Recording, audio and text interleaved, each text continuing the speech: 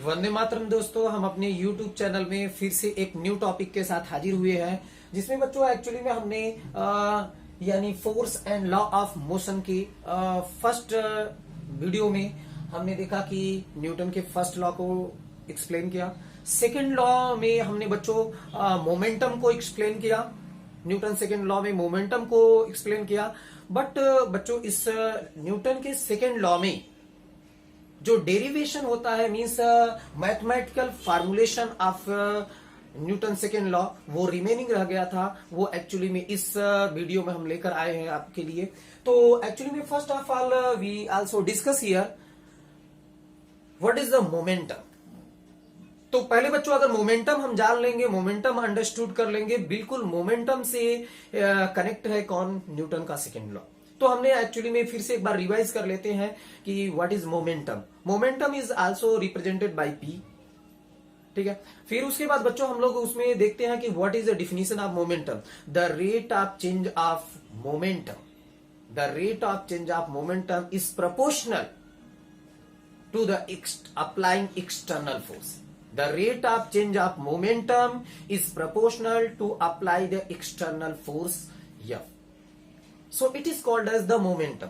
अब इसका बच्चों मैथमेटिकल डेरिवेशन कैसे करेंगे? Suppose that look at here, first of all we know that, यानी बच्चों हम जानते हैं कि यहाँ पे डेरिवेशन के लिए first of all we take a linear path. We know that for example a object is placed on a point A. कोई ऑब्जेक्ट है बच्चों ए पॉइंट पर प्लेस्ड है।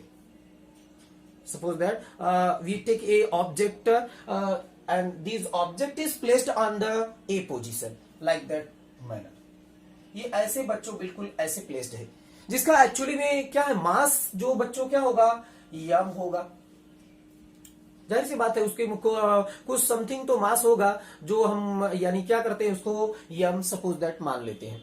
अभी बच्चों क्या होता है कि सपोज दैट ऐसी सिचुएशन में अगर उसका मास ए है तो हम ये जान सकते हैं कि जाहिर सी बात है कि इसकी इनिशियल वेलोसिटी यू होगी। अगर मान लो वो लीनियर पाथ पे अगर क्या होगा कि एक्सीलरेट हो रही है, suppose that any object accelerate on a linear path, their mass is become M and their initial velocity is become U. And after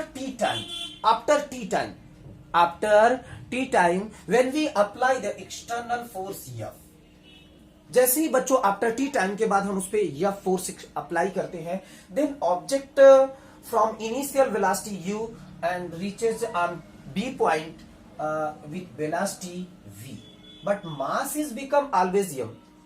उसका मास बच्चों क्या होगा, m ही होगा, बट उसकी फाइनल वेलोसिटी क्या हो गई, v हो गई।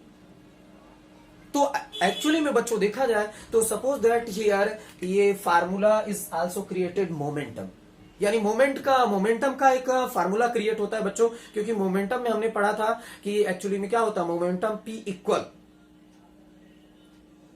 इक्वल। तो बच्चों हमने पढ़ा था कि P इक्वल क्या होता है, mv होता है। The product of mass and velocity is called as momentum. The product of mass and velocity is called as momentum. तो मोमेंटम की डिफिनीशन बच्चों क्या होती है, P होती है एक्चुअली में, P होती है। तो P के इक्वल क्या हो गया, P इक्वल क्या हो गया, mv।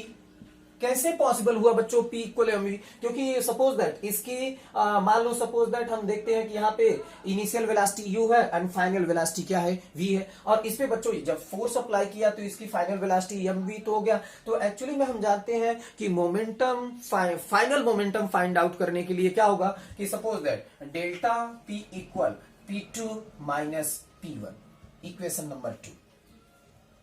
अब बच्चों इसका अगर डेरिवेशन हम लोग करना चाहेंगे तो एक्चुअल में डेल्टा फी जो फाइनल मोमेंटम हमें फाइंड आउट होने वाला है वो क्या हो सकता है कि एक्चुअली में P1 का इक्वल ये बच्चों P1 हो जाएगा, यानी इसको P1 मान लेते हैं, इसको क्या मान लेते हैं, P2 मान लेते हैं सपोज दैट। तो ये क्या हो गया, P1 इक्वल क्या हो गया कि mu मींस इक्वेशन नंबर 3। और ये बच्चों क्या होगा, P2 इक्वल क्या हो जाएगा कि यानी हमारा हो जाएगा mv, इक्वेशन नंबर 4 क्रिएट हो गया बच्चों। अब हम लोग क्या करते हैं, वही फार्मूला मींस बच्चों हम किसका लगा लेंगे कि यानी सेकेंड लॉ ऑफ न्यूटन का।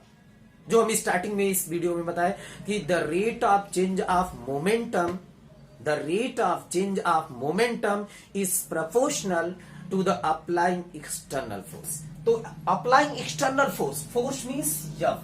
अब यहां पे बच्चों हम लोग ऐसा कर लेते हैं इसको, यफ इक्वल या proportional P2 minus P1 upon T।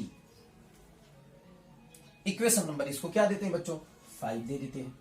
अब यफ तो यहां पे ले लेते हैं बच्चों, फिर उसके बाद यफ प्रोपोर्शनल। अब P2 की वैल्यू क्या है बच्चों, यहाँ पे इंक्लूड कर देंगे, इनपुट कर देंगे। तो P2 की क्या है, यम V माइनस P1 की वैल्यू क्या है बच्चों, मीन्स यम U। इक्वेशन नंबर इसको हम लोग दे देते हैं कि इक्वेशन नंबर 6 दे देते हैं। और इसके अपान में क्या है भाई, टाइम है T।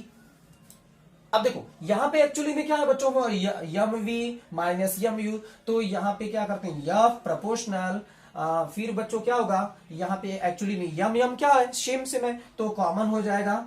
अब क्या हो गया, बचा क्या actually V minus you upon T. तो यहां पे देखो बच्चों, V minus you upon T means क्या होता है, एक्सीलरेशन होता है, linear acceleration. The change of velocity with time is called as acceleration.